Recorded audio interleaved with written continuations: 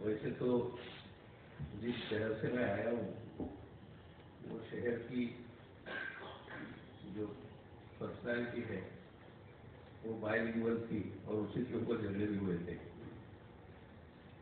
मुंबई के बहुत सारे लोग गुजराती और मराठी अच्छी तरह बोल सकते हैं, लेकिन 1960 के बाद जब मैं एसएससी में था तब से गुजराती बोलने का जो डे टू डे प्रैक्टिस था वो बहुत कम हो गया 1960 के बाद। अभी भी बहुत मुंबई के लोग हैं वो जो अच्छी तरह मराठी और गुजराती बोल सकते हैं, लेकिन इसके लिए मैं आपकी माफी चाहता हूँ।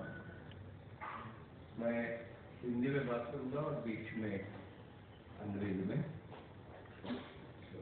Can be bilingual in different form, not in Marathi and Gujarati, Marathi and English. Rajiv Gandhi के ये पुण्यतिथि के बारे में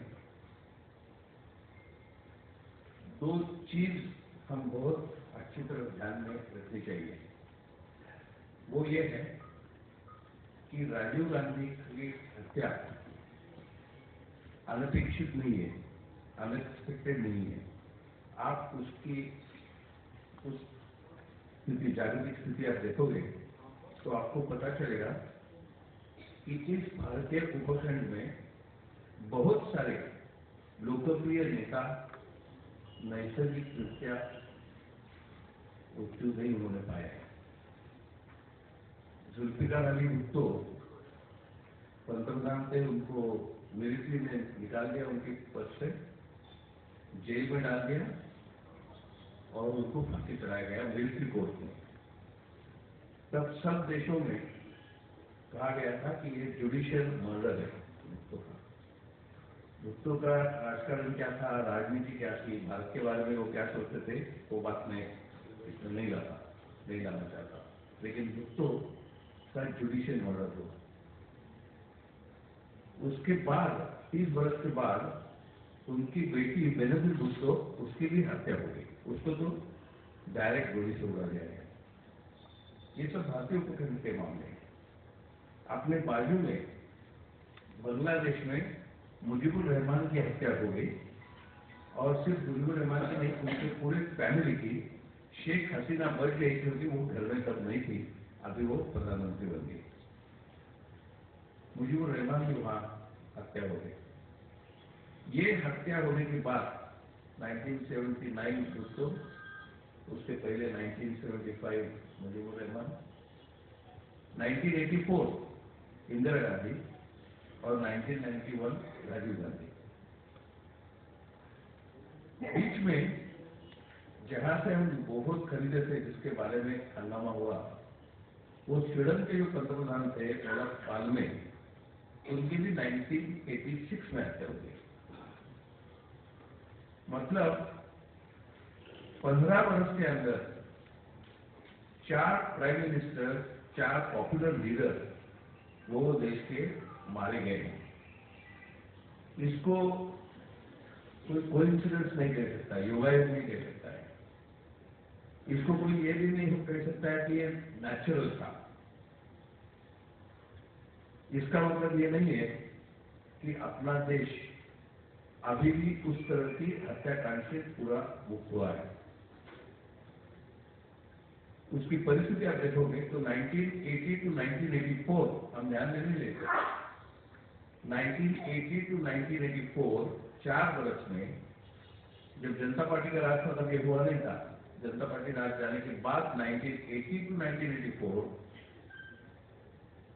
60,000 सिख पंजाब और हरियाणा में मारे गए थे। उनका जो मारने का पूरा कारस्थान चल रहा था, षड्यंत्र चल रहा था, वो अमृतसर के गोल्डन टेम्पल से चल रहा था। 60,000 मारे गए थे गांव में पंजाब के।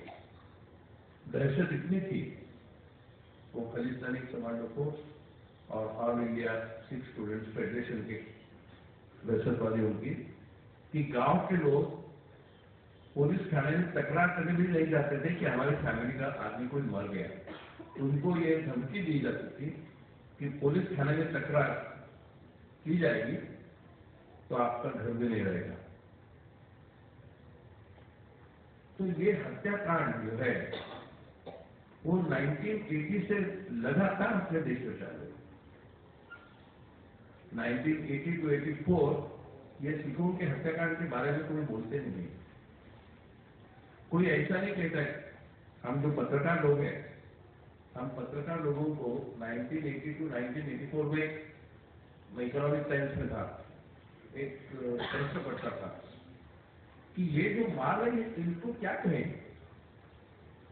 तो अंग्रेजी में हमारे न्यूज राइटर ने कहा कि ये तो एक्सट्रीमिस्ट सिख फोर्स के लोग हैं। दूसरे किसी ने कहा कि ये मिलिटेंट फोर्स है। तीसरे किसी ने कहा कि ये फैनेटिक फोर्स है। लेकिन किसी ने पहली दफा उनको टेररिस्ट फोर्स नहीं कहा था। 1982 के बाद खलिस्तानी टेररिस्ट ये शब्द रूढ़ हो गया, खलिस्तानी दहशतवादी ये शब्द रूढ़ हो गया। 4 वर्ष उनका हत्याकांड चालू था और वो हत्याकांड का एक एंड था इंदिरा गांधी की हत्या। उसके बाद दिल्ली में सिखों की हत्याकांड हुई। उसके बाद उसके पहले 60,000 लोग इंदिरा गांधी की हत्या, इंदिरा गांधी की हत्या होने के बाद सिखों की हत्या दिल्ली में। मामला खत्म नहीं हुआ था। इंदिरा गांधी की हत्या के बाद 2-3 वर्ष के बाद अरुण कुमार वैद्य की हत्या पुणे में हुई। उनके खुद के चीफ मिनिस्टर की हत्या उनके ही मंत्रालय के दरवाजे में हुई। मतलब वो कंटिन्यूसली रहा अप टू 87। हम ये भी भूल जाते हैं कि राजीव गांधी के ऊपर जो हमला हुआ श्रीपेरुम्बदूर में, उसके पहले वो प्रधानमंत्री बनने के बाद 1 वर्ष के अंदर जब वो राजघाट जा रहे थे तभी उनके ऊपर एक हमला हुआ था 2 अक्टूबर 1985। सब वो भूल गए थे, वो हमला भी भूल गए थे और हम ये मान रहे थे कि नहीं अभी तो कोई सवाल नहीं होगा, अभी तक सब नॉर्मल रहेगा। लेकिन उसके बाद वो हत्याकांड चलता रहा। जब आजकल के लोग कोई भी टेररिस्ट एक्टिविटी किधर भी हो तो इमीडिएटली इस्लाम को पकड़ते हैं जिम्मेदार उसके लिए। वो ये नहीं जानते कि हमारे जैसे पत्रकार भी इस्लामिक टेररिज्म ये शब्द भी नहीं यूज करते थे। हमको टेररिज्म ये शब्द पहले हमको इस्तेमाल करना पड़ा न्यूज़पेपर में। वो खालिस्तान के बारे में था, वो सिखों के बारे में था। और उसके भी पहले जब हिस्टोरिकली थियोरेटिकली टेररिज्म की हम बात करते थे तो वो जू के बारे में था। जू जब इजराइल को स्वतंत्रता प्राप्त करने के लिए संघर्ष कर रहे थे तो वो टेररिज्म की मदद लेके ब्रिटिशों के खिलाफ लड़ते थे। तब जू और वहां के पैलेस्टीनी मुस्लिम ये साथ थे ब्रिटिशों के खिलाफ। इसी के लिए वो सवाल था कि जब पैलेस्टीन बनेगा इंडिपेंडेंट स्टेट तो वो जू और इस्लाम दोनों का बनेगा। वो वहां के जो इस्लामी थे कार्यकर्ता उनके फ्रीडम के, उनको टेररिज्म सिखाया था वहां के जू टेररिस्टों ने। वो सब 1948 की पहली बात है। अभी तो पूरे यंग जनरेशन को और सब लोगों को इस तरह बताया जाता है कि टेररिज्म का जन्म ही इस्लाम के साथ हुआ और सब इस्लामी जो है वो टेररिस्ट हो सकते हैं या दिल में होते हैं, डायरेक्ट नहीं होते। तो इस तरह की प्रचार है। वो ये इतिहास नहीं जानते कि बेनजीर की हत्या हुई वो उनके ही देश में इस्लाम के टेररिस्ट ग्रुप ने की। मुजीबुर रहमान की हत्या भी मुस्लिम आदमी ने की और वो भी मुस्लिम प्राइम मिनिस्टर की थी। उनके बाद रहमान जो पंतप्रधान हुए बांग्लादेश के, उनकी भी हत्या हुई। वो भी इस्लामी, मारने वाले भी इस्लामी थे, मरने वाले भी इस्लामी थे। जब बांग्लादेश के बारे में ईस्ट पाकिस्तान कहा जाता था, ईस्ट बंगाल, उसके ऊपर जो टैंक घुसाए गए, कम से कम 10 लाख स्त्रियों के ऊपर बलात्कार किए गए, वो टैग, वो मारने वाले लोग वो भी इस्लामी थे, और जो लोग मरे बांग्लादेश के अंदर वो भी इस्लामी थे। जिन स्त्रियों के ऊपर बलात्कार हुआ वो भी इस्लामी थे, बलात्कार करने वाले भी इस्लाम थे। इसका मतलब यह है कि ऐसा नहीं है कि कोई वो देखता है धर्म पहले बलात्कार किस लिए किया जा रहा है, उसके दिल में जो खून बढ़ाया जाता है उसकी प्रचार यंत्रणा है, और वो प्रचार यंत्रणा एक बड़े षड्यंत्र की भी बात होती है। कोई भी कम्युनल राइट, कोई भी टेररिस्ट अटैक विदाउट कॉन्स्पिरेसी नहीं होता है, और हर एक कॉन्स्पिरेसी पाकिस्तान में ही होती नहीं है। आपने शायद, मालूम नहीं मुझे, आपने शायद मद्रास कैफे नाम की जो फिल्म आई थी वो देखी होगी, जॉन अब्राहम उसमें थे।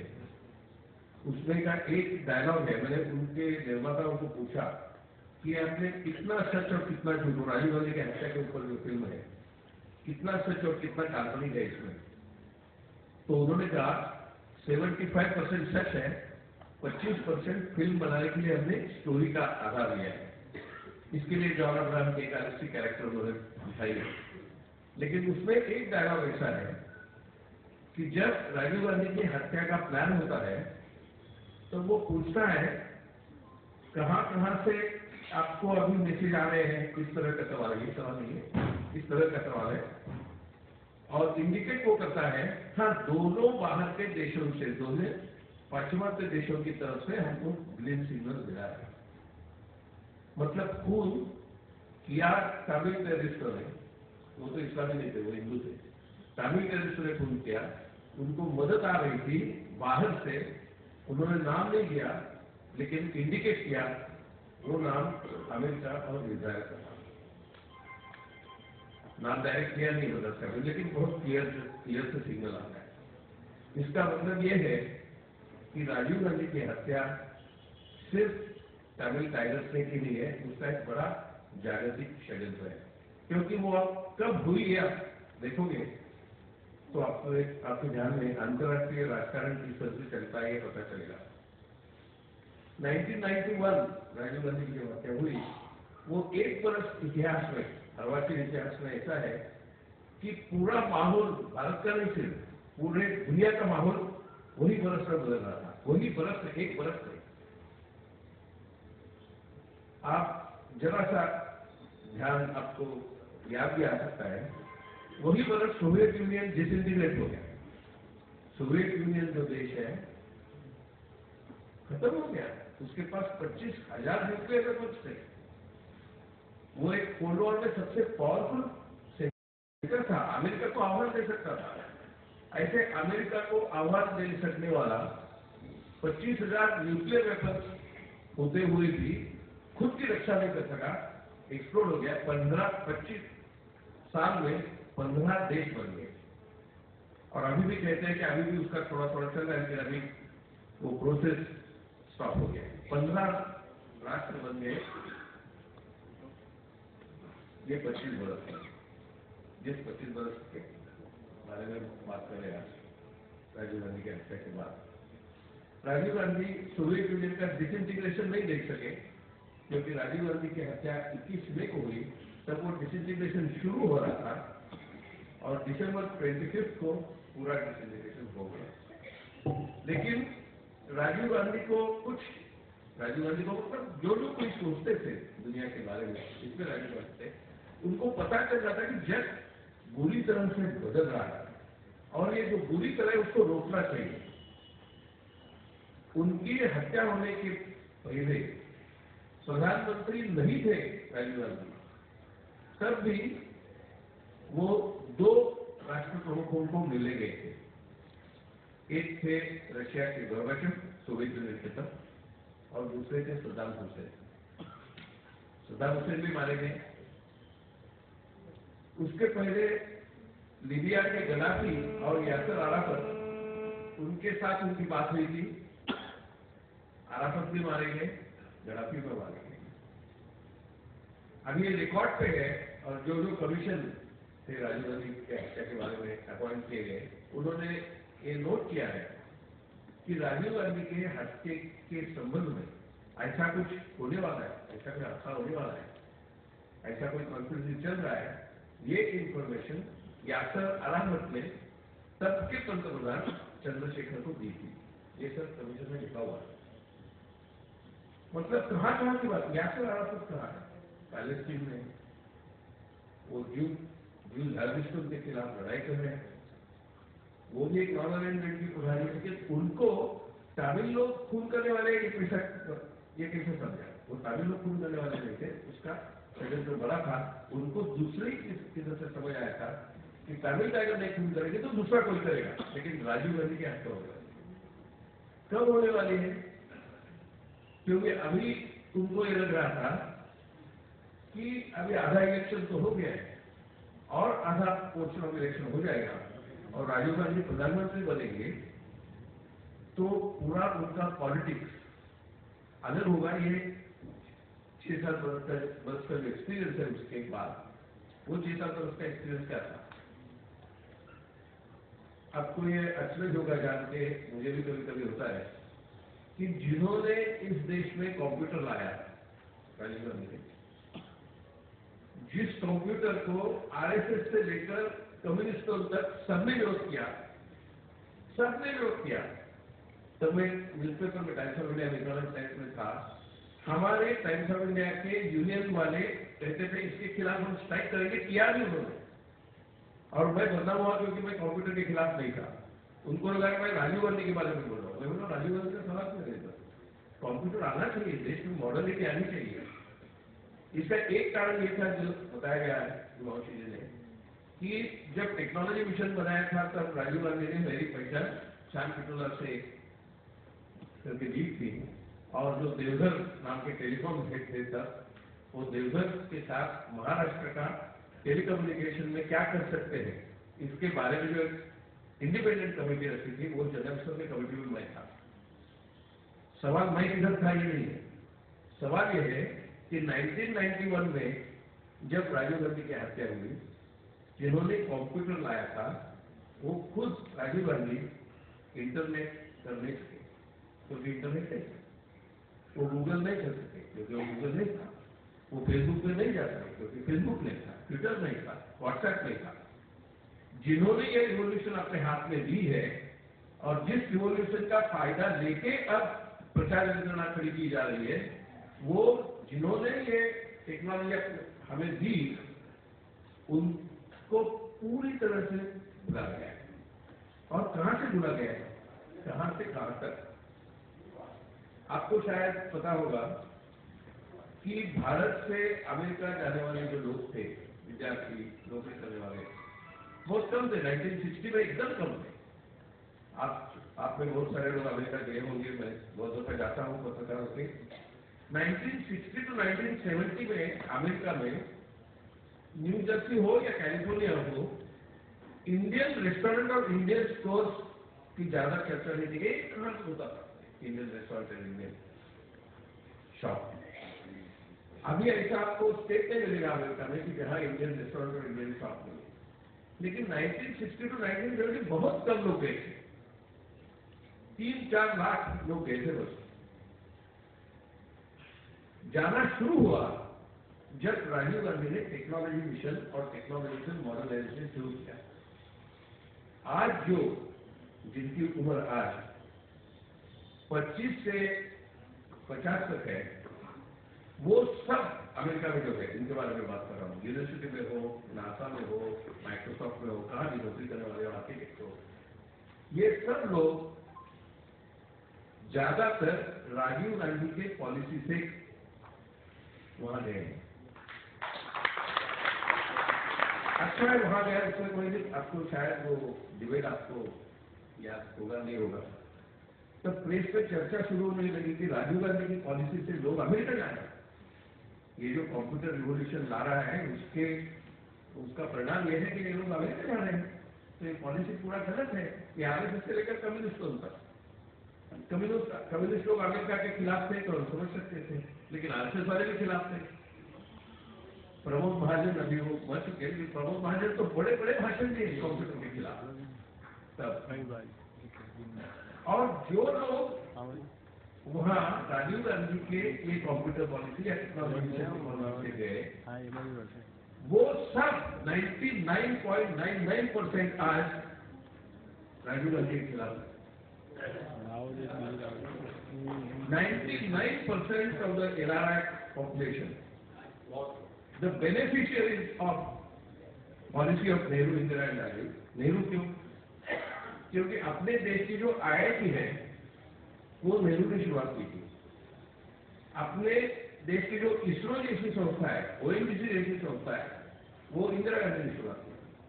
और जब कंप्यूटर रिवोल्यूशन आया, जैसे अभी बताया गया, वो कंप्यूटर रिवोल्यूशन राजीव ने एक्सटेंड कर लिया वही टेक्नोलॉजी मिशन का, जो technology mission without that name Nehru के जमाने से चल रहा था। ये सब बेनिफिशियरीज है, जर्मनी में हो, इंग्लैंड में हो, ज्यादातर अमेरिका में, ये सब वो पॉलिसी के बेनिफिशियरीज है। और आज वो सिर्फ राजीव गांधी के खिलाफ नहीं है, आज वो राजीव गांधी, राहुल गांधी, सोनिया गांधी, इंदिरा गांधी, पंडित नेहरू, महात्मा गांधी, सबके खिलाफ। इस देश का नुकसान किसने किया? महात्मा गांधी। आजकल अभी नथुराम के नाम दिया गया, आजकल अमेरिका में आपको नथुराम के सपोर्टर जितने मिलेंगे उतने महात्मा गांधी के मिलेंगे नहीं, इंडियन लोगों में। राजीव गांधी के टीकाकार जितने मिलेंगे उनको ये याद भी नहीं होगा आज जो वो माइक्रोसॉफ्ट में है या एप्पल में है या नासा में है, वो नॉलेज का ओपनिंग डोर जिसने किया जब इनके आर्गुमेंट के फोर फादर से उसको विरोध किया था। सिर्फ विरोध नहीं किया था, जैसे कम्युनिस्टों की यूनियन है वैसे मुंबई में और बाकी शहरों में संघ वालों की भी यूनियन है। और एक स्वदेशी जागरण मंच नाम का उनका मंच ऐसा भी है, लेकिन आजकल वो बोलता नहीं कुछ। स्वदेशी जागरण मंच मेक इन इंडिया के बारे में कुछ नहीं बोलता है। मेक इन इंडिया तो ऑफिशियली फॉरेन कैपिटल को बुला रहा है कि आप यहां आओ, लेकिन स्वदेशी जागरण मंच चुप है। तब 1991 वो भी एक ही वही बरस से शुरू होता है। तब जब डॉक्टर मनमोहन सिंह ने ग्लोबलाइजेशन और ग्लोबलाइजेशन की पॉलिसी ली और सिर्फ 2 कंपनियों को यहां बुलाया, 2 कंपनी शुरुआत में यहां गई, एक थी कोका कोला और दूसरी थी एनरॉन। एनरॉन नहीं थी, एनरॉन की बदनामी की चीज बाद में, वो स्टोरी अलग है। आपके और मुंबई के बॉर्डर में, गुजरात मुंबई बॉर्डर पर कोका कोला के ट्रक बजरंग दल के कार्यकर्ता ने जलाए थे। फ्रंट पेज पे हमारे आती थी कि कोका कोला को नहीं चाहिए, फॉरेन इन्फ्लुएंस नहीं चाहिए। 1991 राजीव गांधी तो नहीं थे, तो मनमोहन सिंह ने लिबरलाइजेशन पॉलिसी ली।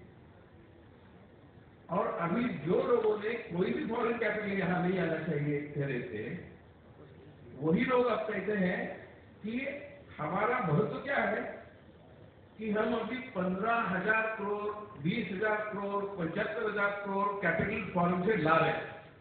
इसकी वो अभिमान से बात कर रहा है। मैं इसको कोई टीका टिप्पणी नहीं करना चाहता, लेकिन उनकी बात ये 25 बरस, जब युवाओं ने पूछा कि सब्जेक्ट क्या लेंगे, तो मैंने कहा कि 25 बरस में कितने लोगों का ब्रेन उल्टा हो गया है, ये उनको भी ध्यान नहीं है।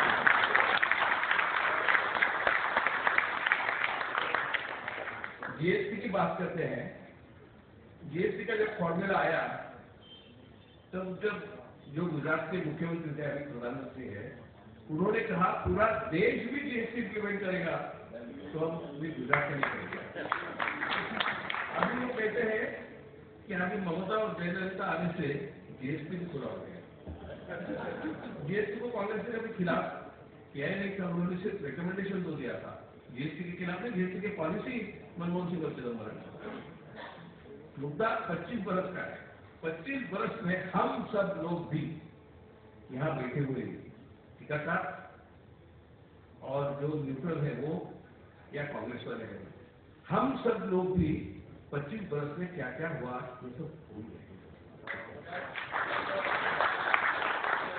और ये किस तरह भूल गए हमको।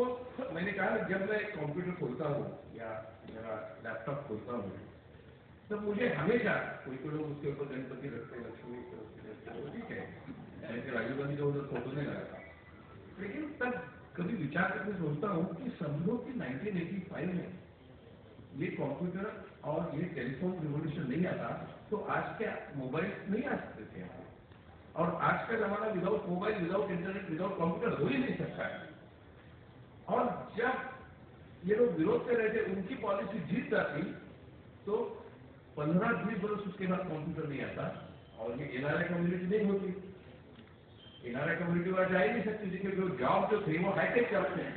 हाईटेक तो यहाँ ही बन रहा था, अमेरिका से ज्यादा हाईटेक यहाँ होता। इतना अमेरिका में इंडियन हाईटेक और इंडियन कंप्यूटर का दबदबा है कि बिल क्लिंटन या ओबामा ने किसने कहा, एक व्हाइट हाउस पे डिनर था, आदमी और उसकी वाइफ आ गए, उनकी इंट्रोडक्शन की थी फ्रॉम इंडिया, तो उन्होंने इमीडिएटली पूछा आप सॉफ्टवेयर इंजीनियर है क्या?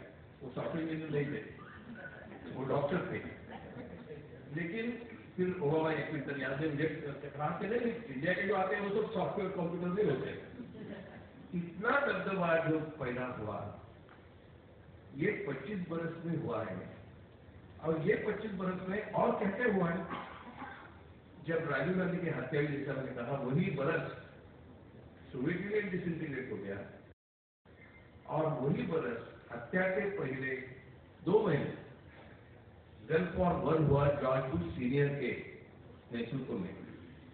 कुवैत मुक्त करने के लिए उन्होंने सद्दाम हुसैन के ऊपर अटैक किया। 17 जनवरी 1991, 17 जनवरी 1991 अटैक हुआ, कुवैत लिबरेट किया गया।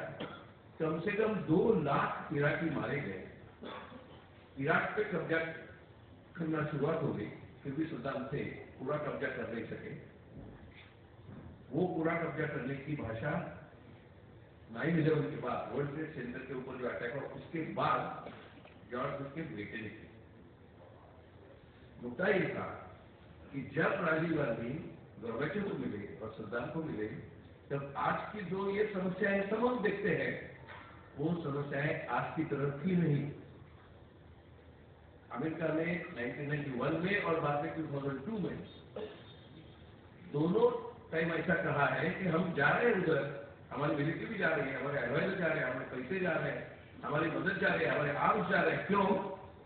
कि हम मिडिल ईस्ट में डेमोक्रेसी लाना चाहते हैं। डेमोक्रेसी तो लाई गई नहीं है, हिंसाचार इतना बढ़ गया है। सीरिया में 5 वर्ष के अंदर 2011 टू नाउ 2016 4 लाख लोग सीरिया के अंदर मारे गए।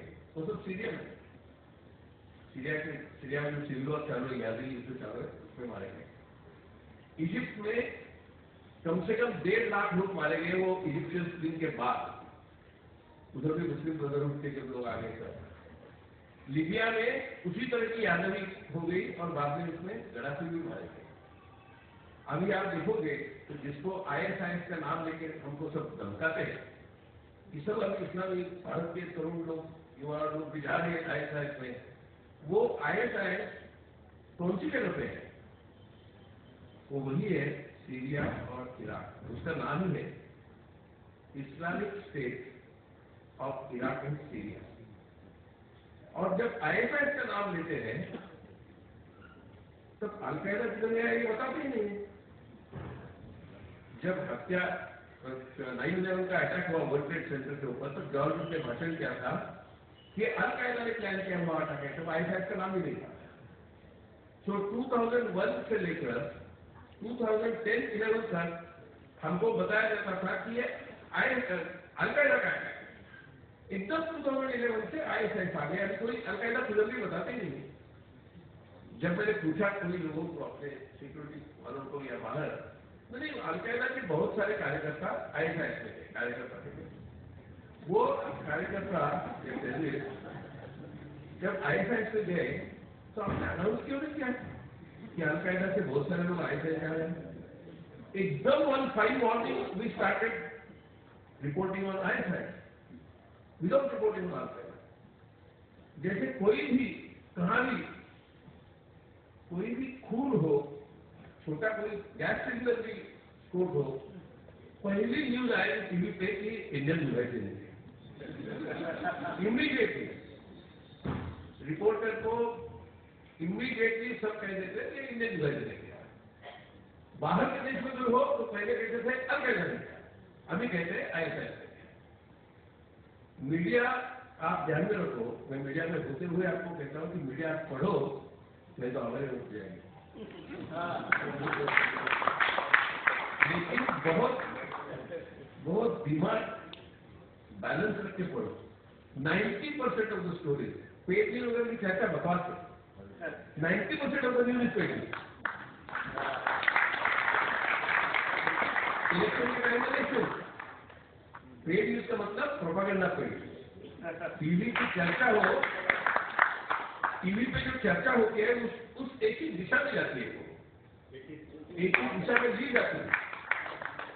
शायद वो एंकर को या टेलीविजन चैनल को पैसा दिया भी नहीं हो, लेकिन वो पूरा उसका प्रोपागेंडा ऑर्गेनाइज किया गया है। पूरा मीडिया आज एक तरह की ऑर्गेनाइजेशन से चलता है। खुद मीडिया वालों को, हमको तो ऐसा लगता नहीं कि वो कोई पीछे चल रहा एक साइलेंट कॉन्स्पिरेसी के हम सहभागी, पता नहीं चलता, क्योंकि आपके टेबल पे जो न्यूज आएगी, कितना भी ऑनेस्ट इंटीग्रेटेड होने वाला एडिटर होने दो, उसके टेबल पे समझो कि रात के 7 से 11 बजे तक 50 न्यूज आइटम आते हैं। फ्रंट पेज तो सिर्फ 5 ले सकती है, 8 ले सकती है, 10 ले सकती है, छोटा साइज होगा तो 12 ले सकती है, 50 तो नहीं ले सकती है। तो ये 50 से कौन सी 12 न्यूज फ्रंट पेज पे आएगी, कौन सी 8 न्यूज फ्रंट पेज पे आएगी, कौन सी हेडलाइन बनेगी, इसका निर्णय कोई CIA नहीं करता है, या मोसाद नहीं करता है, या रॉ नहीं करता है, या आर्मी नहीं करता है, उसका एडिटर करता है, मालिक नहीं करता है। लेकिन उसको माहौल जो 50 का ऑप्शन दिया जाता है, वो ऑप्शन में ही ऐसे ऑप्शन है कि आप उसके बाहर नहीं जा सकते। तो आप कुछ भी पब्लिश करोगे या कुछ भी आप टेलीविजन के ऊपर न्यूज दोगे तो वो वही 50 से होगी या वही 12 से होगी। पेड न्यूज का मतलब ये नहीं है कि पैसा ले लो और न्यूज लो, वो तो जहालतदार करते हैं डायरेक्टली। लेकिन पेड न्यूज का मतलब ये है कि आपको इस तरह के प्रोपेगेंडा के माहौल में रखा जाएगा कि आप उसके बाहर नहीं जा सकते। और वो चैनल और न्यूज़पेपर में काम करते हुए और पढ़ते हुए आपको और काम करते हुए हमको इतना सजग रहना चाहिए कि हम किसके भूल भुले में आ रहे हैं। हम भूल भुले में जरूर आ रहे हैं। और अभी तो इस गवर्नमेंट को 2 ही बरस पूरे हो गए और 3 बरस है, बहुत सारे भूल भुले बाकी है। हम किस तरह के भूल भुले में आएंगे ये आज भी हम बता नहीं सकते। वो प्लान हो रहे हैं और कोई इमरजेंसी प्लान बना लेते हैं अकॉर्डिंग टू सिचुएशन। क्योंकि अभी एक जिस इंफॉर्मेशन रिवोल्यूशन का नाम कंप्यूटर रिवोल्यूशन से जुड़ा जाता है, जो इंफॉर्मेशन रिवोल्यूशन भी तभी शुरू होगी। अभी एक आपको परेशान नहीं होगी और आपको राग नहीं आएगा तो मैं कह सकता हूँ कि अपने प्रधानमंत्री की जो डिग्री है, वो डिग्री जिस कंप्यूटर फॉन्ट और जिस कंप्यूटर ने दी है, वो कंप्यूटर ही तब नहीं था।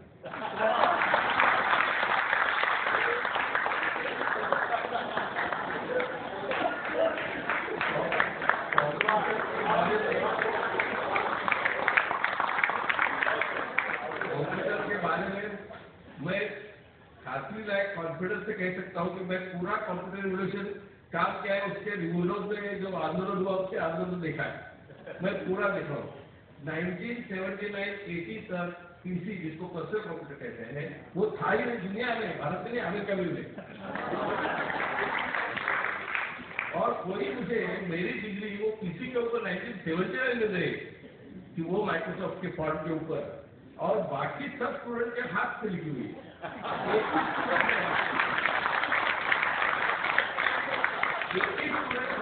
जो कंप्यूटर पे डिग्री लेता है। अभी हम शायद ये कह सकते हैं कि जिन्होंने वो बनाया अपनी सर्टिफिकेट, वो एकदम भविष्य विधि था। उनको मालूम हो गया था कि अभी जो नया तंत्रज्ञान आने वाला है वो डिजिटल रिवोल्यूशन लाएगा, तो उसका पहला सर्टिफिकेट ही डिजिटल कर दो।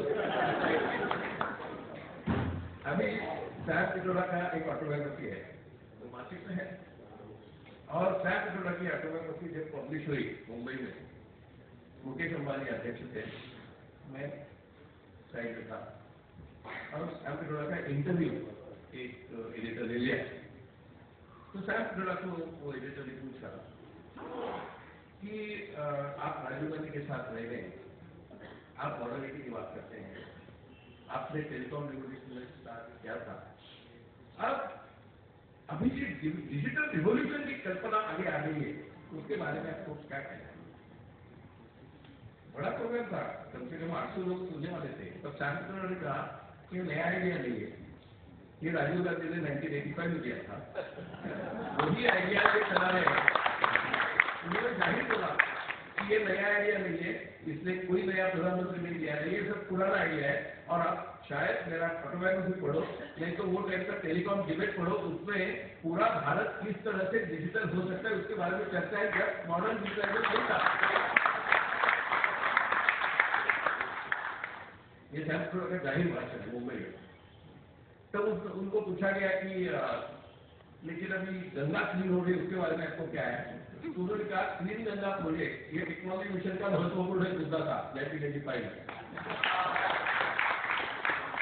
राजीव गांधी फिर इलेक्ट होते तो अभियान आगे चलता, लेकिन नहीं हुआ।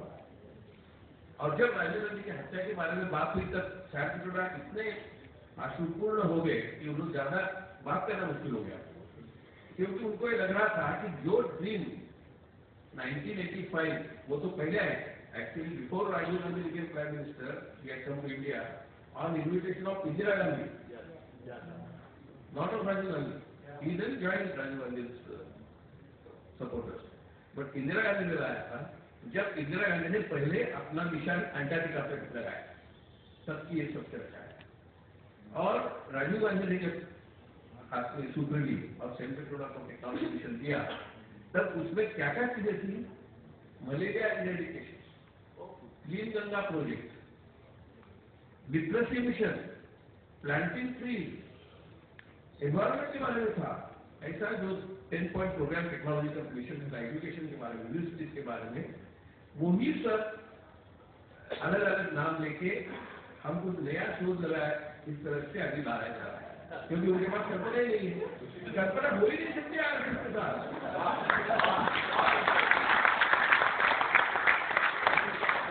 आरएसएस से कल्पना नहीं सिखाते और माइंड ओपन करना भी नहीं सिखाते। आरएसएस में सिखाते ये है कि आप ये निशान को सलाम करो, ये प्रार्थना करो, हिंदुत्व की भाषा करो और डर जाओ, और शाखा में कोई मुश्किल दलित मत लाओ।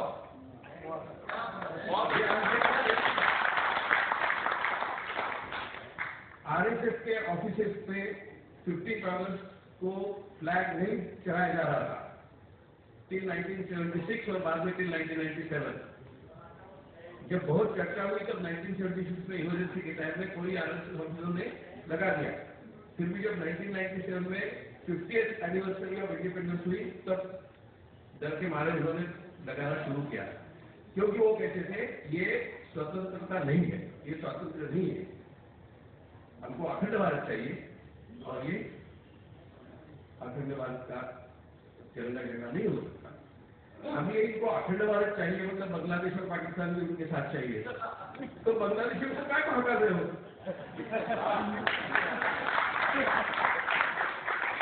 बांग्लादेशी तो अखंड भारत के हैं, आप भी अखंड भारत में थे, अखंड भारत में आ गए तो आपका को मारे।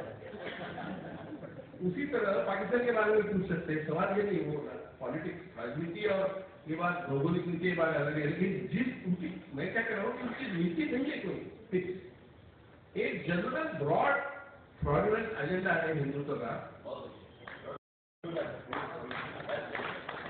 कोई फिक्स नहीं है, और जो कुछ वो कहेंगे वो उसको बिठाना चाहते हैं, वो एक एजेंडा पे बिठाना चाहते हैं। सवाल ये है, मैं कह रहा था 1991 में ग्लोबलाइजेशन हुआ, डॉक्टर मनमोहन सिंह जब आए तो ऐसा माना जाता है, लेकिन शायद आपको बहुत लोगों को मालूम नहीं होता, लेकिन उसके बारे में इंटरनेट पर बहुत इंफॉर्मेशन है।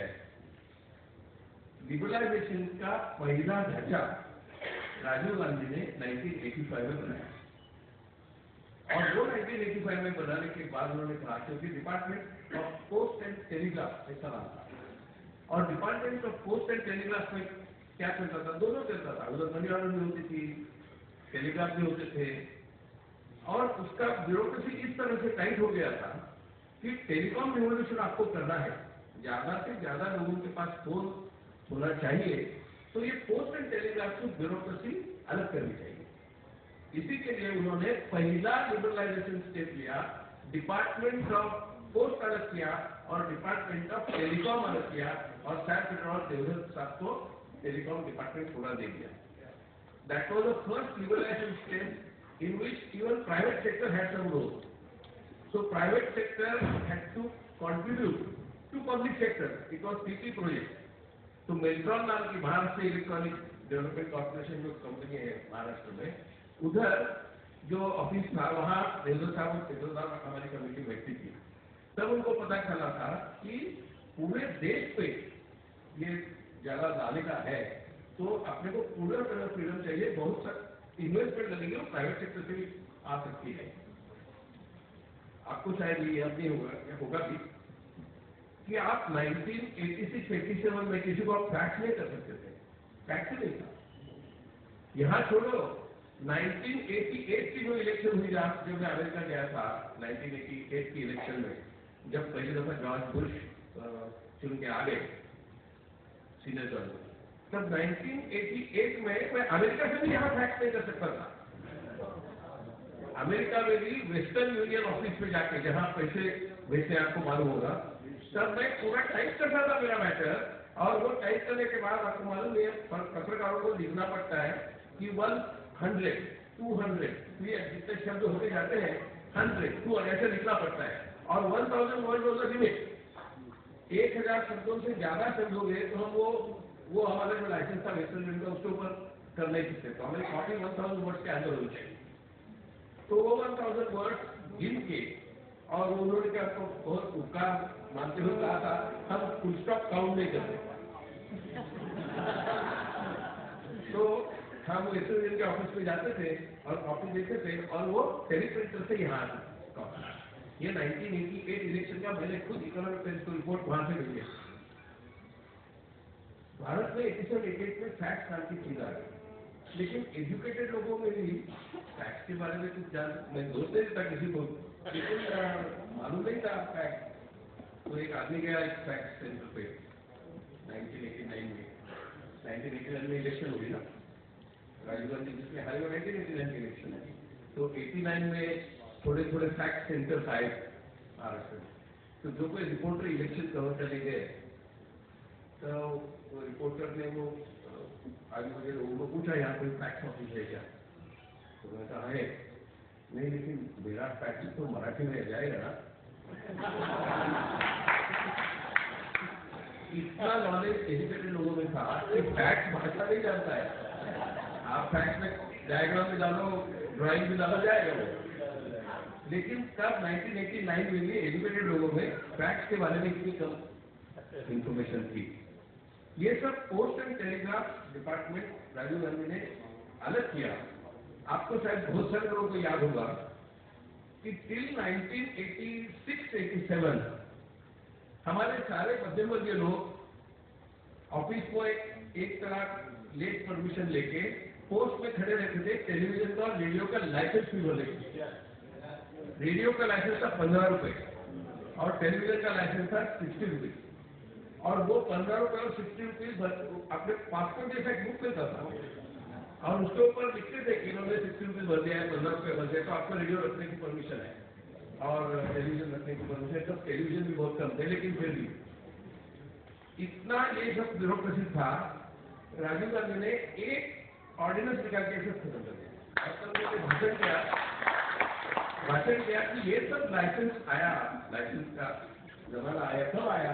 सेकेंड वर्ल्ड वॉर में 1945 के आसपास, 1941 to 1945 अंग्रेजों ने देखा कि रेडियो का टेक्नोलॉजी ऐसा है कि रेडियो टेक्नोलॉजी हम रिसीव करते हैं सिग्नल, लेकिन वही सर्किट रिवर्स करेंगे तो वो सिग्नल भेज भी सकता है, रेडियो का सिग्नल भेज भी सकता है, ऐसा रिसीव कर सकते हैं, ट्रांसमीटर से ना ये भी कर सकते हैं। तो ये यूज होना नहीं चाहिए, इस्तेमाल होना नहीं चाहिए, इसके लिए उन्होंने रेडियो और टीवी पर लाइसेंस लगाया था। अभी वो सवाल नहीं है, एक ऑर्डिनेंस को खत्म कर दिया। और तभी से अपना ये जो लिबरलाइजेशन ऑफ टेक्नोलॉजी हुआ है वो तभी से हुआ है। लिबरलाइजेशन ऑफ इकोनॉमी का क्रेडिट मनमोहन सिंह को देते हैं, वो करेक्ट है, इसमें कोई गलती नहीं है। लेकिन उसकी जो फर्स्ट स्टेप है, इंपॉर्टेंट स्टेप्स, वो राजीव गांधी ने 1985 to 89 ली है। इकोनॉमी के बारे में भी टैक्स सिंप्लीफिकेशन कमेटी उन्होंने अपॉइंट की थी, और बहुत सारे इंटरनेट की है, मैं आपको उसके बारे में ज्यादा नहीं बताना चाहता। मैं सवाल ये खड़ा किया था कि राजीव गांधी की 1991 के 21 मई को हत्या क्यों हुई? क्योंकि ये सब माहौल था। राजीव गांधी की पॉलिसी सेकेंड रूल में चली गई। उन्होंने कहा एक इंटरव्यू में टीवी पे कि आपको क्या लगता है कि आगे अभी प्रधानमंत्री ने अपोजिशन के लीडर है, और तो राजीव गांधी ने कहा कि मैंने बहुत सारी गलतियां की है और वो गलतियां मुझे ध्यान में आई, अगले टाइम में वो गलतियां मैं नहीं करूंगा, अगले टाइम में वो गलतियां नहीं करूंगा। यही सिग्नल वो लोगों को था कि ये क्या होने वाला है। अगली टाइम वो गलतियां मैं नहीं करूंगा, मतलब अगली टाइम जो जो लोगों ने कॉन्स्पिरेसी की है वो मैं अभी जानता हूं, और ये वो जानते हैं। तो ये जानने वाले कौन लोग हैं? दो, एक है स्वीडन के पंतप्रधान ओलफ पाल्मे, जिनकी कंट्री से बोफोर्स आया, और दूसरे राजीव गांधी। दोनों ने बोफोर्स का करार करने के बाद कुछ महीनों के अंदर ओलफ पाल्मे की हत्या हो गई है, और एक वर्ष के अंदर बोफोर्स के बारे में अपने अपोजिशन ने हंगामा शुरू किया। मैं ऐसा नहीं कह सकता और कहना चाहता भी नहीं कि सब अपोजिशन सीआईए के एजेंट है, लेकिन इसका मतलब अपोजिशन में सीआईए एजेंट नहीं है, ऐसा नहीं है। जो ऑनेस्टली खिलाफ लिखते हैं, बोलते हैं, काम करते हैं दूसरी पार्टी में, वो ऑनेस्ट हो गए, मैं उसके बारे में। लेकिन उनके साथ उनको भी मालूम नहीं पड़ेगा कि मीडिया के अंदर और ऑपोजिशन के अंदर सीआईए कहां छुपा हुआ है। सीआईए नहीं, जो कोई फॉरेन एजेंसी अपने देश को डिस्टेबलाइज करने वाली है, और कोई डिस्टेबलाइज नहीं करना चाहता अपने देश को। ये आपके दिल में सब अननेसेसरी फियर साइकोसिस यू आर क्रिएटिंग। अच्छा, कोई चक्कर नहीं है, इंदिरा की हत्या हुई, राजीव की हत्या हुई, बेनजीर की हत्या हुई, भुट्टो की हत्या हुई, मुजीबुर रहमान की हत्या हुई, स्टूडेंट प्राइम मिनिस्टर की हत्या हुई, ये सब नेचुरल है। हत्या करने का कॉन्स्पिरेसी नहीं लगती है। कोई भी किसी की हत्या करना चाहता है इतने बड़े आदमी की, तो उसके लिए कॉन्स्पिरेसी चाहिए, पैसा चाहिए। प्रभाकर ने रात में बताया था कि वो कहाँ प्रैक्टिस करने जाते थे। राजीव गांधी को, राजीव गांधी जैसा एक स्टैचू बनाते थे और उसको गोली मारने की प्रैक्टिस करने जाते थे प्रभाकर की टीम। कोई भी हत्या विदाउट कॉन्स्पिरेसी हो ही नहीं सकती है, और ये इतने हत्याएं हुई है तो विदाउट कॉन्स्पिरेसी हुई ऐसा कैसे सकता? तो कॉन्स्पिरेसी कौन करेगा? कॉन्स्पिरेसी वही करेगा जिसका वेस्टेड इंटरेस्ट है, वो आदमी बदल लेते, वो आदमी को मार देते। किसका वेस्टेड इंटरेस्ट है? हमारे लैंडलेस लेबर का क्या वेस्टेड इंटरेस्ट है? हमारे मिडिल पेमेंट का क्या वेस्टेड इंटरेस्ट है? हमारे छोटे व्यापारी, बड़े व्यापारी, उसका क्या इंटरेस्ट है? उनको कोई इंटरेस्ट नहीं है। हमारे बड़े उद्योगपति का क्या इंटरेस्ट है? उनको राजीव गांधी को मारने से कुछ नहीं फायदा है। फायदा उन लोगों को है जो अलग अलग तरह के कॉन्ट्रैक्ट करके अपने देश में डिस्टेबलाइजेशन करके उनको चाहिए वो कॉन्ट्रैक्ट लाना चाहते हैं। बोफोर्स का जो पहला डिसीजन हुआ उसके बारे में बहुत गलत फहमियां पैदा की जाती है। बोफोर्स का निर्णय पहला नहीं था। बोफोर्स का निर्णय 24 घंटे के बाद बदला गया, ये कहते हैं सच है, लेकिन वो रिकमेंडेशन किसने दिया? बदलने का जो डिसीजन था उसका रिकमेंडेशन दिया था सुंदर जी ने। फिर सुंदर जी ने जो डिसीजन दिया हुई चीज थे वो स्टडी किया गया और बाद में वो इम्प्लीमेंट किया। अभी उसके पहले एक दूसरे फ्रेंच कंपनी ने जो जब ऑफर की थी उसका शायद होने वाला था सिग्नेचर उसके ऊपर, तो उसको पता चला कि उनको मिलने वाला नहीं, और वो फ्रेंच कंपनी को वो कॉन्ट्रैक्ट मिला नहीं। तब से ये हंगामा शुरू हो गया। लेकिन बाद में 1998 में जब वाजपेयी सरकार आई तब उन्होंने ही बोफोर्स को पूरा सर्टिफिकेट दिया। परसों मनोहर पर्रिकर ने कहा कि बोफोर्स सबसे अच्छी लगा। परसों ये आपको देश में मनोहर पर्रिकर और बोफोर्स ऐसा टाइप को आपको मिलेगा। मनोहर पर्रिकर ने बोफोर्स, हम बोफोर्स के करप्शन के खिलाफ थे, बोफोर्स के खिलाफ नहीं थे। तो तब ये नहीं आपने कहा था जब आप बोफोर्स के खिलाफ थे। ये सब भाषा जो है डुप्लीकेट भाषा करने की जो एक यंत्रणा है, इसके लिए मैंने कहा कि सब लोग कॉन्स्पिरेसी नहीं करते हैं कि कॉन्स्पिरेसी करने वाले होते ही नहीं, ऐसा भी नहीं कह सकते। लेकिन वो भुलाते किसको है? सिर्फ गवर्नमेंट को और ब्यूरोक्रेसी को नहीं, पुलिस को नहीं, आपको नहीं, तुमको और तुम और हम वो ट्रैक पे जाते हैं अनकॉन्शियसली, अनविटली, अननोइंगली हम वो कॉन्स्पिरेसी में जाते हैं। मैं एक चीज आपको याद करने को कहूंगा, यहां जो बैठे हुए लोग हैं सब दिल में, उसको बताने की जरूरत नहीं, कागज में लिखने की जरूरत नहीं। 1981, 10 years बिफोर लिबरलाइजेशन, 1981 आपका खुद का या आपका फैमिली का पूरा इनकम क्या था? कोई भी कर सकते हो। एक 1991 में क्या हुआ? X into 2। 2001 में क्या हुआ? X into 5। 2009 में क्या हुआ? X into 15। अभी क्या है? भारत के मिडिल क्लास की संख्या 35 करोड़ है।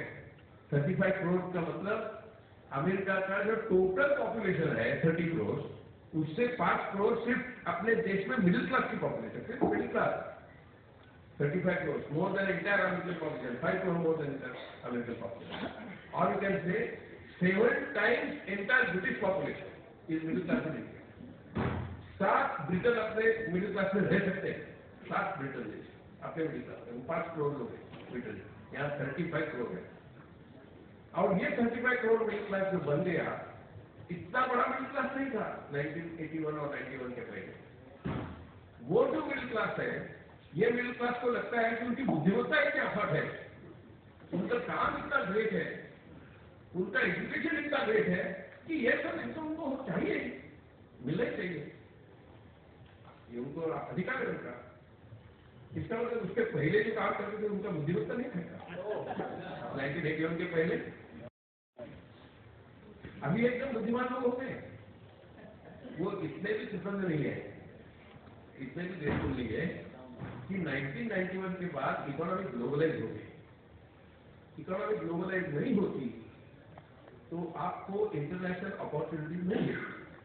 आपको इंटरनेशनल अपॉर्चुनिटीज नहीं मिलती तो आपका इनकम नहीं बढ़ता, और वहां इनकम बढ़ रहा है, इसका इम्पैक्ट अपने कॉर्पोरेट सेक्टर में होने लगा, और अपने कॉर्पोरेट सेक्टर में भी सैलरी सब बढ़ा है। यहाँ मेरे कोई पत्रकार मित्र बैठे हैं, पुराने दोस्त, उनको मालूम है हम लोग 1983 तक स्ट्राइक पे जाते थे पगार बढ़ाने के लिए और बोनस मांगने के लिए, पत्रकार लोग। आज कुछ सुना क्या?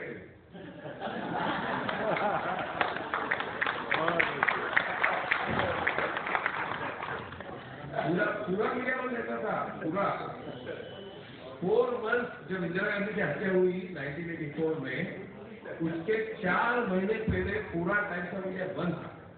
पहला जो पेपर आया स्ट्राइक के बाद, वो इंदिरा गांधी की हत्या देने वाला नहीं, first paper after 4 months public by Times of India was announcing Indira Gandhi death. Again that time economic time did not come, we were more militant, हमारे यूनियन ने विड्रॉ नहीं किया टाइम्स ऑफ इंडिया ने किया। तो टाइम्स ऑफ इंडिया एम्प्लॉइज का strike withdraw होने के बाद, मतलब 1984 32 वर्ष का, कंप्यूटर का सवाल नहीं, उसमें कंप्यूटर का मुद्दा नहीं था, कंप्यूटर का मुद्दा बाद में 1997 के बाद है। तो इस तरह की कंडीशन एम्प्लॉइज में थी, जर्नलिस्ट एम्प्लॉइज में थी, इस तरह की सैलरी, इस तरह की संस्थाएं थी, कॉन्ट्रैक्ट पे कोई जाता नहीं था। आजकल विदाउट कॉन्ट्रैक्ट आपको एम्प्लॉयमेंट नहीं मिल सकती मीडिया में, it is only on contract. और अभी इस तरह है कि इतने मॉडर्न लाइफस्टाइल है मीडिया के अंदर, और सब जॉब है, कॉर्पोरेट लाइफस्टाइल है। ये कॉर्पोरेट लाइफस्टाइल नाम का शब्द 1991 तक नहीं था, ये बातें आ गई। ये सब लिबरलाइजेशन के बाद हुआ है, जिस लिबरलाइजेशन की शुरुआत राजीव गांधी ने की है। तो मैं ये कह रहा था कि हम कितने कृतज्ञ हैं कि हमारी सैलरी 25 बरस के पहले, 25 बरस की बात हम कर रहे हैं आज, राजीव गांधी जाने के बाद 25 बरस में हमारा फैमिली इनकम कितना बढ़ गया है। 1991 में सिर्फ 3 कार रोड पे चलती थी, एम्बेसडर, फिएट और एक स्टैंडर्ड नाम की छोटी थोड़ी कार जाती थी। अभी 4 के इतने मॉडल्स है कि वो सिर्फ चिल्ड्रन एज ग्रुप 4 जा सकते हैं, हम तो नहीं जा सकते। और जिस तरह मोबाइल और कंप्यूटर 4 वर्ष का लड़का या लड़की और इंटरनेट समझ सकता है, वो बड़े लोग नहीं समझ सकते। आपने शायद हर एक घरों में देखा होगा कि पिताजी ऑफिस से आते हैं, उनका उम्र समझो कि 45-50 है, कंप्यूटर में बैठते हैं घर में आने के बाद, और कंप्यूटर पे आता है message, page can not be display, error, page can not display. तो 45-50 ईयर्स का बैंक एम्प्लॉय या प्रोफेसर, तो क्या हो रहा है कंप्यूटर पे? तो उसका 6 वर्ष का लड़का आता है, पिताजी क्या हो गया? क्या है हो रहा है? वो पिताजी की तरफ देखता नहीं, वो कीबोर्ड के ऊपर ऐसा पाँव उठा के देखता है और 2 कुछ कंट्रोल स्टार ऐसा कुछ बटन ड्रॉप करता है और देख जाता है, ऑपरेटिव होता है। पिताजी को शर्म लगती है, जिस चीज मेरी इतनी उम्र है, मैं ग्रेजुएट हूँ, इंजीनियर हूँ, और मुझे कंप्यूटर इसके आधे सेकंड में कर दे, उसको किसी ने सिखाया नहीं है कंप्यूटर। कोई भी 4 ईयर ओल्ड के या 6 वर्ष के लड़के या लड़की के हाथ आप मोबाइल फोन दे दो, वो मोबाइल फोन में बात करना और बात सुनना, इसके अलावा सब चीज कर सकते हैं।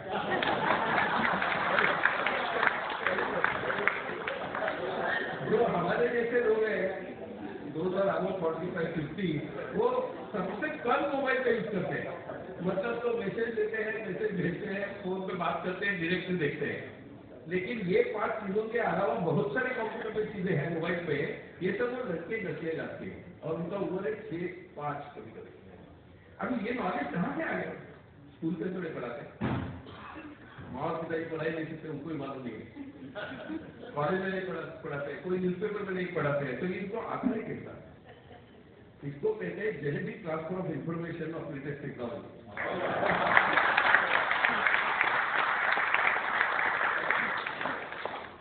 तो बहुत डिजिटल इंडिया है, इसको डिजिटल इंडिया के स्लोगन की जरूरत नहीं है।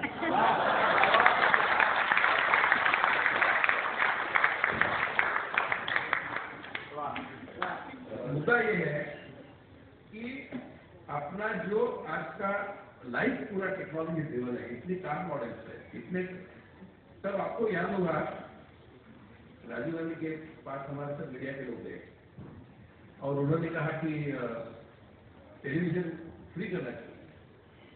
तब टेलीविजन पे एडवर्टीजमेंट नहीं होती, जो एडवर्टीजमेंट होती थी वो सिर्फ डीडी पे ही थी। रामायण और महाभारत के पहले और बाद में होता था, और रामायण महाभारत पे इतना बोलबाला था कि जब रामायण महाभारत चलता था मुंबई के रास्ते शामसुब होते थे, कोई नहीं था, कर्फ्यू ऑर्डर जैसे हवा थी। तब एक ही चैनल था, एक के मतलब 2 हो गए लैंग्वेज चैनल हो गए, डीडी सह्याद्री और ऐसा, लेकिन डीडी मेन चैनल डीडी। तब उन्होंने कोई और चैनल बनाया नहीं। 92-93 में जी चैनल आ गया, लेकिन उसको बहुत कम न्यूज नहीं था, उसको जनरल न्यूज और ज्यादातर एंटरटेनमेंट। 1995 तक formally private TV news channel आया नहीं, 1995 तक। 1995 में एनडीटीवी को परमिशन दी गई कि आप प्राइवेट 24/7 न्यूज चला सकते हैं, लेकिन कंडीशन यह है कि जो आप न्यूज चलाएंगे वो न्यूज आपको पहले दिल्ली के ऑफिसर को सबमिट करनी पड़ेगी।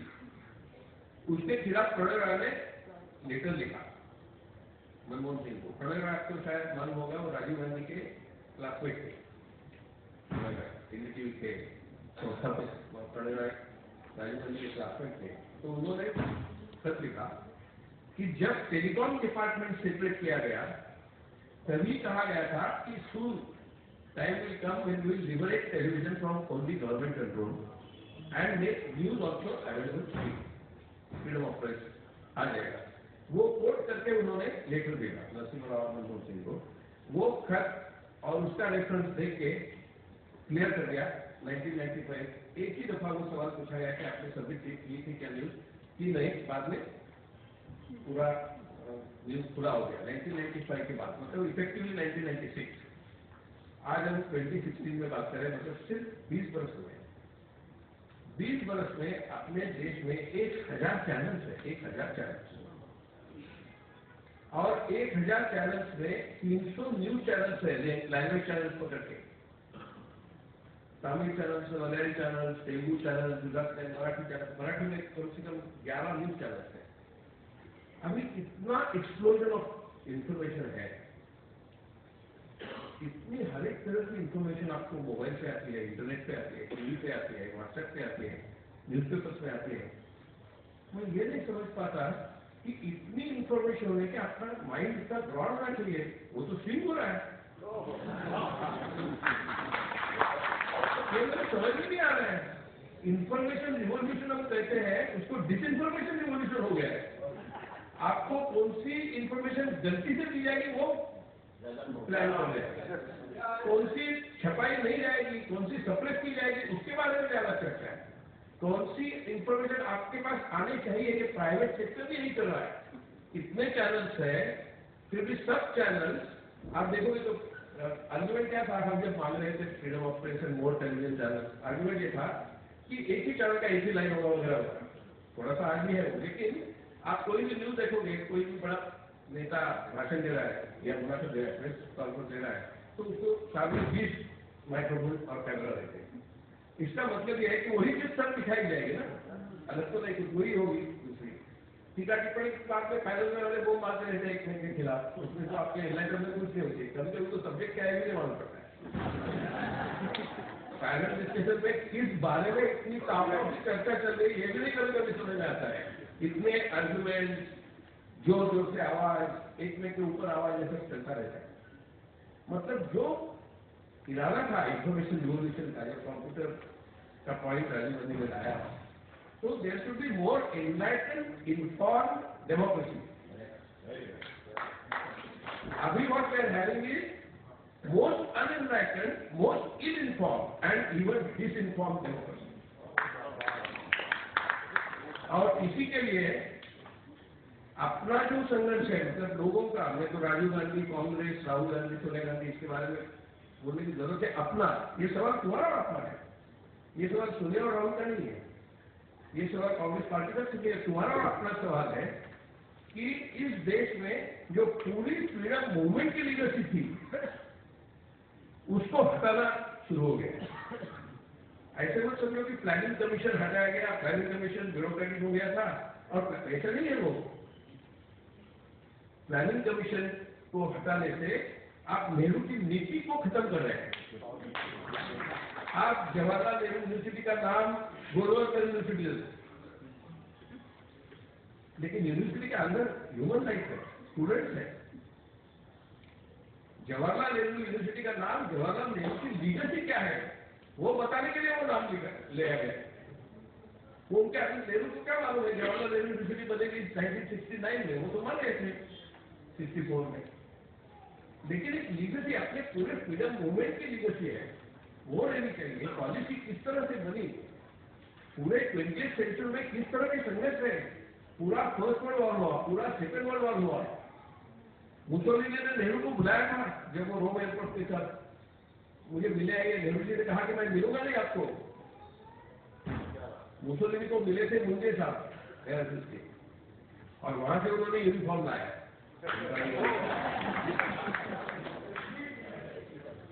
मुद्दा ये है कि ये पूरी लीगेसी है।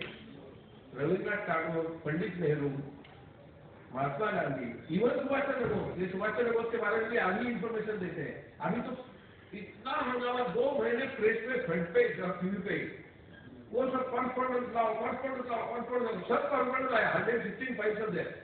अभी आवाज बंद है। क्यों बंद है मालूम है? क्योंकि उनको लगा वो 116 फाइल्स में कुछ तो मिलेगा कि नेहरू कैसे हारा मिले, कुछ भी नहीं मिला।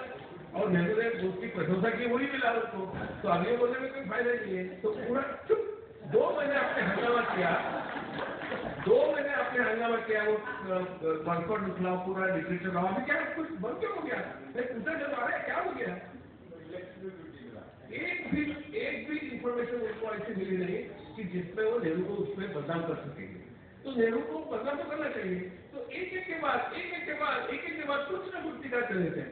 कुछ नहीं होगा तो 1962 का वार निकालेंगे, नेहरू को बदनाम करने के लिए। नेहरू को मतलब ओरिजिनल नेहरू को बदनाम करेंगे तो ये फैमिली को आराम से बदनाम हो जाएगी। इस तरह का उनका मामला है। उनका शत्रु तो सिर्फ सोनिया, राहुल और कांग्रेस के खिलाफ नहीं है, उसका उनका शत्रुत्व पूरे अपने फ्रीडम मूवमेंट के इंडियन लीगसी के खिलाफ। और ये चीज हम लोग ध्यान में रखना चाहिए। मैं तो मेरे अनेक कांग्रेस के जो फ्रेंड हैं उनको कहता हूं कि बीजेपी और मोदी इलेक्ट हो गए हैं, वो उनकी कर्तव्यदारी से नहीं, कांग्रेस की निष्क्रियता से वो इलेक्ट हो गए। कांग्रेस एक्टिव होती और ये जानती कि ये फ्रीडम की लीडरशिप ये कोई एक आदमी की नहीं है, हजारों लाखों लोग जेल में गए थे और वो लोगों का नाम भी नहीं है, कितने लोग फांसी गए थे और वो लोगों की लीडरशिप हमारे लीडर थे, हम भी उसी तरह के लोग हैं। लेकिन हम लोग वो लोगों की तरफ स्वतंत्र नहीं है, इसी के लिए ये नेहरू का नाम लेके पूरी फ्रीडम लीडरशिप नष्ट करना चाहते हैं। और ये हमारी जिम्मेदारी है कि हम ये रखेंगे ये पूरी लीडरशिप, क्योंकि पूरी लीडरशिप आप नष्ट नहीं कर सकते। एक आप सिर्फ एक चीज ध्यान में रखो, 1920 से लेकर 1940 तक सिर्फ 3 लोगों की चर्चा या 4 लोगों की चर्चा बाद में दुनिया भर की। एक था हिटलर जो 1921 में शुरू हो गया उसका राइज और 1933 में वो पावर में आ गया। दूसरा था स्टालिन जो 1924 में उसका स्टार्ट हो गया और वो 1953 तक थे। और तीसरे से चर्चिल जिन्होंने सेकेंड वर्ल्ड वॉर का लीडरशिप ब्रिटेन से किया। ये तीनों क्या अलग अलग विचारसरणी है, लेकिन तीनों लोग मानते थे कि arms, war and violence is necessary for establishment of your idea. Hitler हो या स्टालिन हो या चर्चिल हो, कौन बराबर कौन गलती उसके चर्चा में, इतिहास की चर्चा में नहीं जाता। तब एक ऐसा आदमी अपने देश में आता है कि जो कहता है ये सब गलत है और अहिंसा से नहीं। अभी ये तो सबको मालूम था कि ऐसा हिंसा नहीं है, समाज में तो हिंसा है ही। तो गांधी जी को मालूम नहीं था कि समाज में हिंसा नहीं है, मालूम था समाज में हिंसा है, सिर्फ स्टेट की हिंसा नहीं है, समाज में हिंसा है। गांधी जी को सिर्फ स्टेट की हिंसा के बारे में नहीं बात कर रहे वो, हिंसा हर एक समाज में, हर एक नेबरहुड में, हर एक फैमिली में। और बाद में कहते हैं वो हिंसा किधर है, तो अहिंसा किधर से शुरू होनी चाहिए। लेकिन ऐसे कहने वाला यूरोप में कोई नहीं था, अमेरिका में कोई नहीं था, रशिया में कोई नहीं था। और बाद में इस तरह की बात शुरू हो गई कि जो लोग वॉर की तरफदारी करते थे उस अमेरिका में महात्मा गांधी का स्टैच्यू रोनाल्ड रीगन के हाथ से उद्घाटन किया, जो वॉर करते हैं। महात्मा गांधी का स्टैच्यू मॉस्को यूनिवर्सिटी में जहां है उसके पास ही तब लेनिन का स्टैच्यू था। और अभी जर्मनी में भी है। जिस 3 देशों ने सबसे ज्यादा हिंसा का प्रचार किया था वो अब, इसका मतलब ये नहीं कि वो हिंसा भूल गए या हिंसा नहीं कर रहे या वॉर नहीं कर रहे, लेकिन उनको ये समझ में आ गया कि ये आनंद है, कुछ ये टीचिंग अलग है, ये फिलॉसफी अलग है। हो रहा है कि हम नहीं उसको पूरी तरह पा रहे हैं, लेकिन आइडियल तो वही है। तो आइडियल वहां से नहीं आया था, आइडियल फ्रीडम मूवमेंट से आया। और ये फ्रीडम मूवमेंट का आइडियल वो सब लोग मानते हैं। और आजकल गांधी जी की कुचेष्टा करना ये अपने देश का धर्म बना है, इतना बड़ा आदमी कि जिसका पूरे विश्व में संचार हुआ फिलोसॉफी से, इससे बड़े आदमी कोई नहीं होते हुए भी उसको सिर्फ एक स्ट्रीट क्लीन करने का ब्रांड एम्बेसडर बना जाएगा, स्वच्छता अभियान करके। गांधी जी सिर्फ स्वच्छता अभियान करें, गांधी जी इधर से स्वच्छता मानते थे। अभी तो कौन सा नेता है मिनिस्ट्री में या राज्यकर्ता वर्ग में कि जिनका दिल क्लीन है। रास्ता क्लीन होने से सिर्फ मतलब नहीं है, रास्ता क्लीन होगा जब दिल क्लीन होगा। आपका दिल क्लीन नहीं है, आपका हार्ट क्लीन है, आपका माइंड क्लीन नहीं, आपका पॉलिसी क्लीन हो ही नहीं सकता।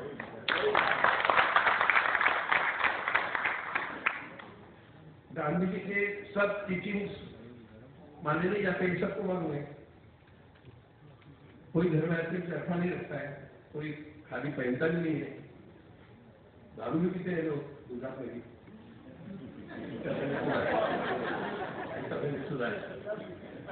तो गांधी जी की टीचिंग नहीं मानते होंगे, लेकिन गांधी जी जितने आइडियल्स को एक दिन वहां हमको पहुंचना है, उतना अपना कैरेक्टर होना चाहिए। ये एक आइडियल है और उस आइडियल की तरफ जाने की एक तमन्ना है दिल में सबके, वो सवाल है। तो महात्मा गांधी की पर्सनैलिटी बस नहीं है। महात्मा गांधी कभी मन की बात नहीं करते थे, कोई भी टेलीविजन या रेडियो। महात्मा गांधी की मन की बात मौन से होती थी।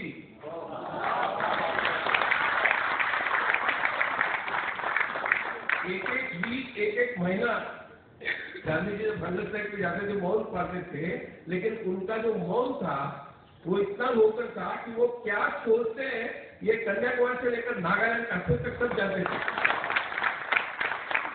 लेकिन सीधी बात है, गांधी जी को सिर्फ 3 ही भाषाएं आती थी, गुजराती, हिंदी और इंग्लिश। थोड़ा मराठी जानते थे, थोड़ा बाकी, लेकिन बाकी कोई नहीं, गुजराती, हिंदी, इंग्लिश।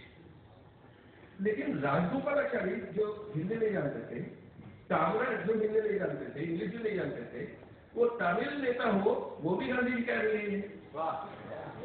उड़ीसा के बिजू पट्टायक भी उनके अनुयायी हैं, बंगाल के भी अनुयायी हैं। गांधी जी तो वो भाषा में बात नहीं करते, तो गांधी का भाषण आप टेप पे भी सुनोगे तो उसमें कोई ऐसा बड़ा बड़ा वस्तु तो नहीं है, और उनकी छाती भी 56 इंच नहीं।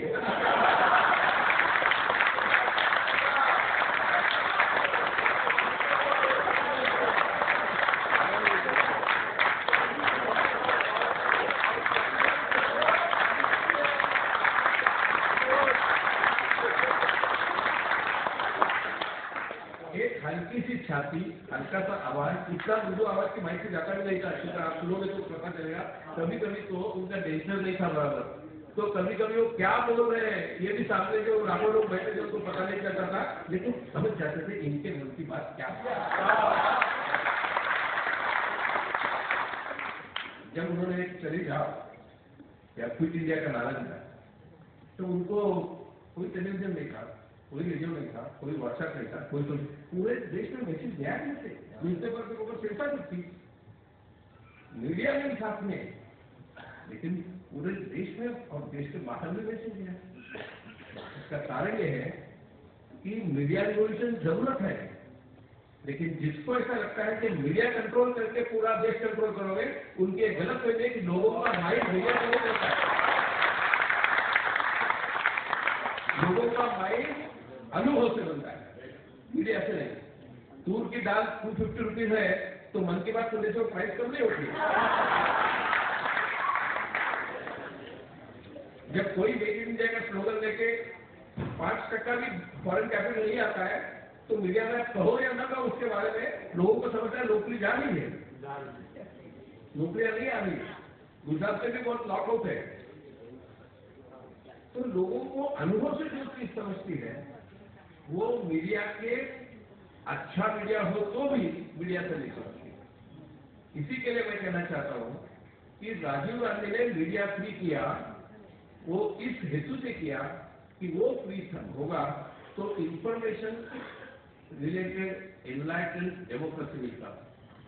We are responsible for betraying Rajiv Gandhi and Nehru both, because not only Congress, legal से कांग्रेस पार्टी की नहीं है वो, नेहरू और गांधी जी की फ्रीडम मूवमेंट पूरे इंडिया का था, पूरे इंडिया का था। सिर्फ एक ही ग्रुप फ्रीडम मूवमेंट में नहीं था, वो आज वो ब्रिटिशों की मदद कर रहे थे सब, बाकी सब लोग फ्रीडम मूवमेंट के थे।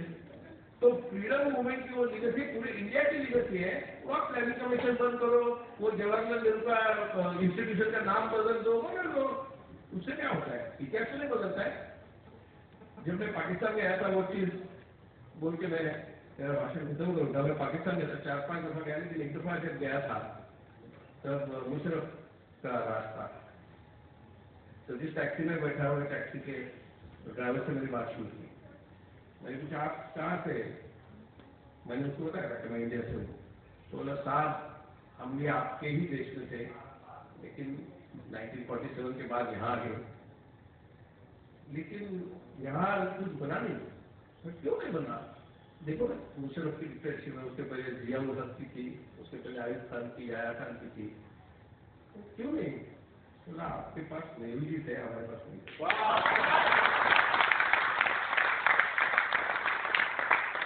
तब से इंडिया का और पाकिस्तान का इंडिपेंडेंस डे एक ही दिन ऑलमोस्ट आता है, उनका 14 अपना 15 अगस्त, 68 years, both of us are 68 years. Out of these 68 years, Pakistan has lived of 58 years of military dictatorship, and India has lived all 68 years of democracy, including emergency. Don't be shy about that. Don't call emergency a dictatorship. You can criticize any aspect of emergency. Emergency was a constitutionally declared emergency against the anarchy launched by the so-called Janata window. जब जयप्रकाश नारायण जैसा नेता army को और police को कहता है order मत सुनो, तब कोई भी स्टेट के मान नहीं सकता, और इंदिरा गांधी ने माना नहीं। दोनों दफा इंदिरा गांधी ने रेस किया, जैसा जिसका जिक्र किया था। अमृतसर में गोल्डन टेम्पल में आर्मी नहीं जाती, तो मैं आपको बताता हूँ, ये मेरे दिल की बात ये नहीं है, कल्पना नहीं है। अमृतसर में 3 जून 1984 को आर्मी नहीं जाती, तो 7 जून को खालिस्तान रिपब्लिक डिक्लेयर होने वाला था। 7 जून को खालिस्तान डिक्लेयर होने वाला था अमृतसर से, और 2 सरकारें इमीडिएटली उसको सपोर्ट करने वाली थी, रिकॉग्निशन देने वाली थी। एक था पाकिस्तान और दूसरा था अमेरिका, चार्ज डाफेज करके, जिसको मिनी रिकॉग्निशन कहते हैं। और जब रिकॉग्निशन देते हैं तो उनको officially they can defend there friend. So officially to defend their friend, they could have acted militarily against India, also America. America के न्यूयॉर्क टाइम्स में रिपब्लिक ऑफ खालिस्तान ऐसा पूरा पेज एडवर्टाइजमेंट पब्लिश हुआ है, पूरा पेज 1972 में, पूरा पेज रिपब्लिक ऑफ खालिस्तान। वो रिपब्लिक ऑफ खालिस्तान की घोषणा स्वर्ण मंदिर से होने वाली थी। ये जब कॉन्स्पिरेसी और वो जो चारों पकड़े गए कनाडा के दहशतवादी, जिन्होंने प्लेन उड़ाया था, 350 अपने पैसेंजर बने, वो भी कनाडा में रहते थे, और जो रहते थे वो अमेरिका में रहते थे, कैलिफोर्निया में रहते थे, चौहान लंदन में रहते थे। तो खालिस्तान को मदद, पैसे की मदद कहाँ से आने के लिए? ऑब्वियसली इससे कोई रिसर्च करने की जरूरत नहीं है। वहां से वो कॉन्स्पिरेसी चल रहा था, और जब रिपब्लिक ऑफ खालिस्तान डिक्लेयर हो सकता था और हो जाने वाला था, तो पाकिस्तान और इनडायरेक्टली अमेरिका उसको सपोर्ट करके उनको रेवेंज लेना था बांग्लादेश का। बांग्लादेश के लिबरेशन के लिए आपने सपोर्ट किया, अभी खालिस्तान के लिबरेशन के लिए हम सपोर्ट करेंगे, ये उनका प्लान था। अमेरिका ने बांग्लादेश लिबरेशन के खिलाफ, अपने खिलाफ, भारत के खिलाफ 7th फ्लीट पूरी नेवी भेजी थी। इंदिरा गांधी ने कहा जाओ आप कुछ भी करो, हमारा वॉर चलता रहेगा और बांग्लादेश लिबरेट हो जाएगा।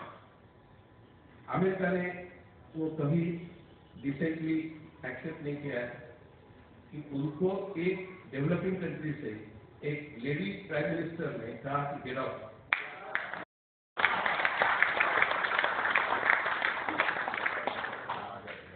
जब इमरजेंसी की चर्चा होती है, तब सिर्फ इमरजेंसी की चर्चा होती है। इमरजेंसी के पहले 1969 से लेकर 1975 तक क्या हुआ, और 24 और 25 जून को आर्मी और पुलिस को किस तरह का कॉल दिया गया, इसकी चर्चा कोई नहीं करता है। जिस तरह की अनार्की की गई थी, पूरे प्राइम मिनिस्टर के कोठी पे पूरा 50,000 लोग जमा करके लाने वाले थे इंदिरा गांधी के खिलाफ और 25 जून। और उन्होंने कहा था, नोरेन जैसा ने जब कहा था कि कितने लोगों को आप गोलियां मारेंगे, आवाज लोग तो उठेंगे नहीं। इस तरह की ये भी दहशतवाद है, ये इंडियन सोसाइटी नहीं है, ये इंडियन ही है। और जिस दहशतवाद के खिलाफ, खालिस्तानी दहशतवाद के खिलाफ स्वर्ण मंदिर में कार्रवाई करनी पड़ी, तब उनको मालूम था, इसीलिए उन्होंने कहा कि मेरी जान भी जाएगी। जैसे इमरजेंसी के टाइम में उन्होंने कहा कि मुझे मालूम है मेरी सत्ता भी जाएगी, तो मेरी सत्ता गई 77 में, मेरी जान गई 84 में, लेकिन अपने देश की लीगसी संभालनी अभी भी